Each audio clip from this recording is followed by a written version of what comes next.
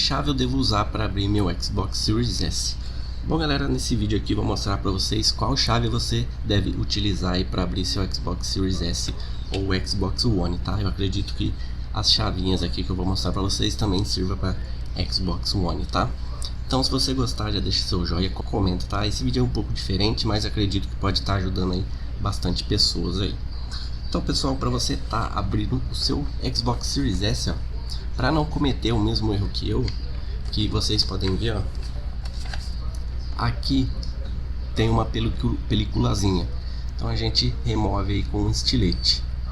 Você pode ver, ó, que nessa parte eu acabei danificando o meu Xbox. Tá vendo que foi quebrado? Foi por conta que eu não tinha chavinha e fui tentar abrir com essa chavinha de fenda aqui. Então, para não ter esse risco, para vocês não correr esse risco aí de danificar seu Xbox, eu vou mostrar para vocês as chaves corretas, beleza? Então pessoal, para começar, você vai precisar da chave Torx T8. Não sei se você vai conseguir ver, ó. Chave Torx T8 e mais precisamente você vai precisar da Torx T10. Não sei se você vai conseguir ver. É aquela chavinha que tem o furinho no meio, tá pessoal? Ó. Não sei se vai dar pra ver.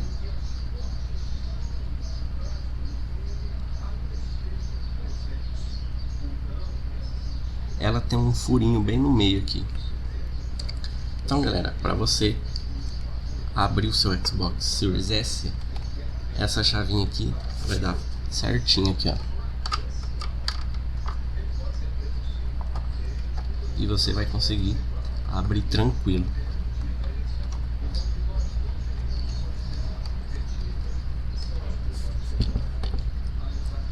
Então pessoal, eu vou deixar na descrição do vídeo o kitzinho dessas chavinhas aqui, ó. Esse kit eu comprei no Mercado Livre.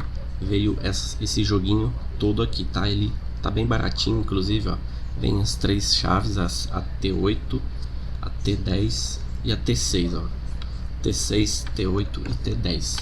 Três chavinhas aí, que com certeza vai ser bem útil.